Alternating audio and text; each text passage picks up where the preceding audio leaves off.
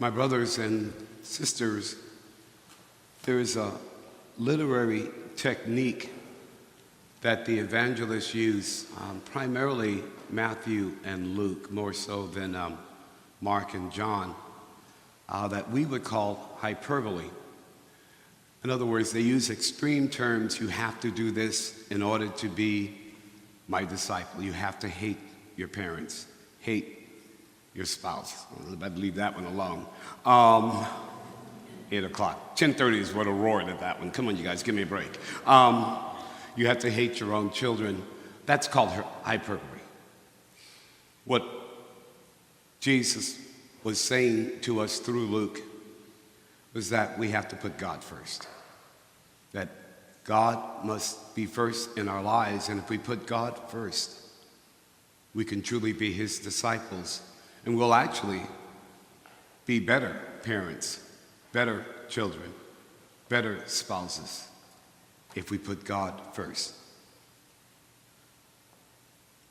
At the very end, he tells us that we have to renounce all of our possessions in order to truly be his disciples.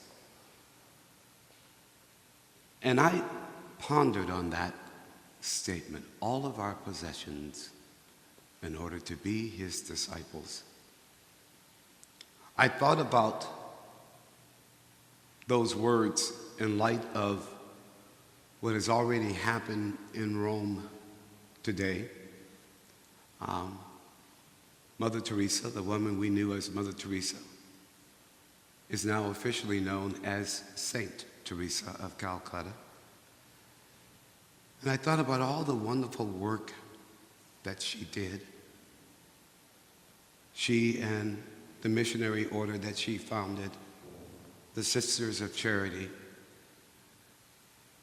As most of you recall, she was a Nobel Peace Prize winner, that she had the ear of the powerful and the appreciation of the weak and the vulnerable.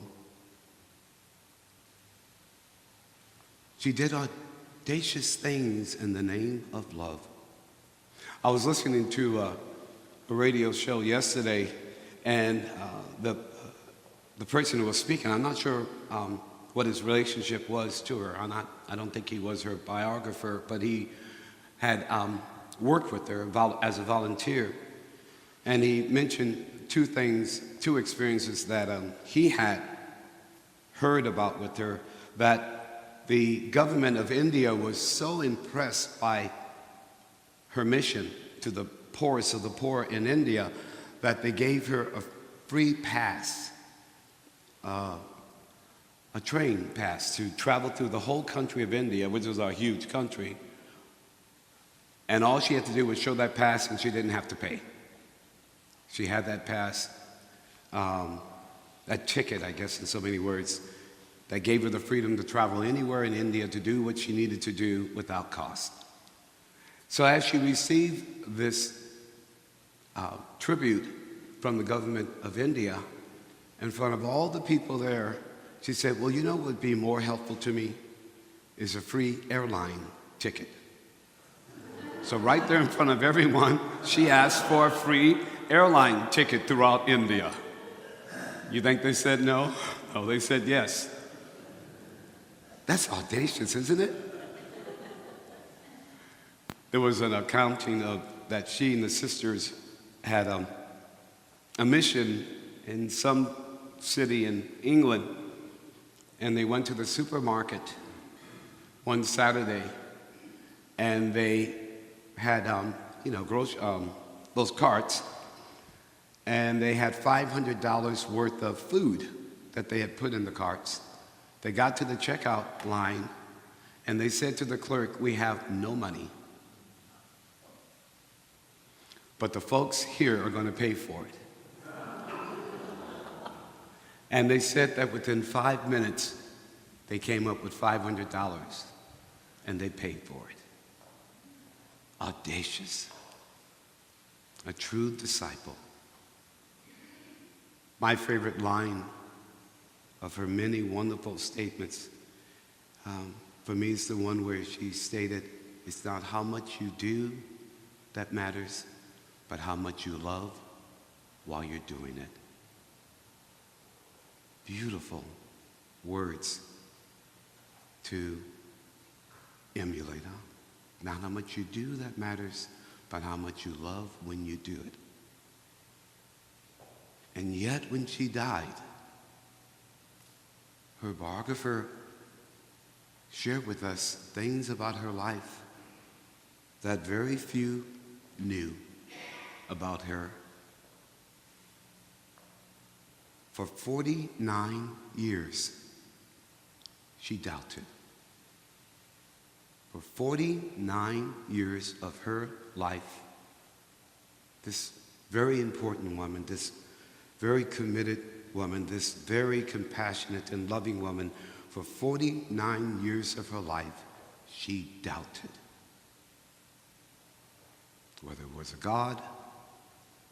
She doubted whether she was loved, if there was a God.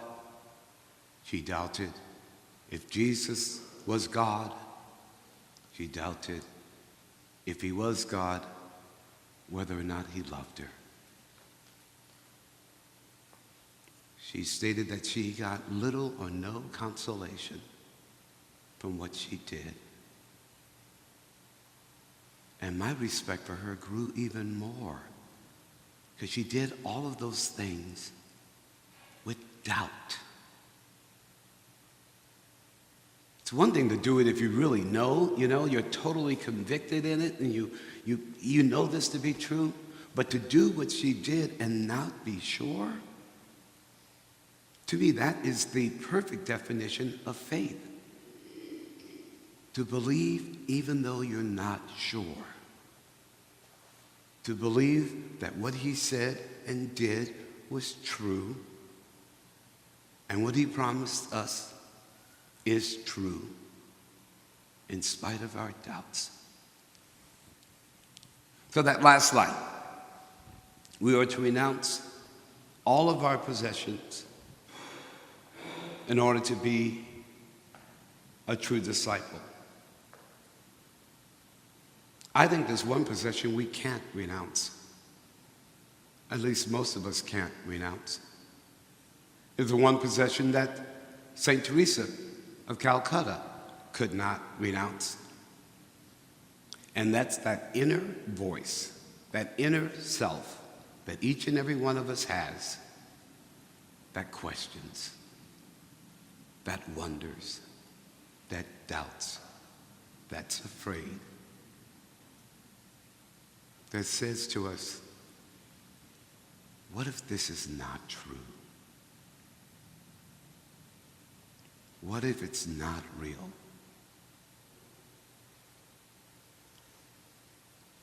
What if I'm wrong?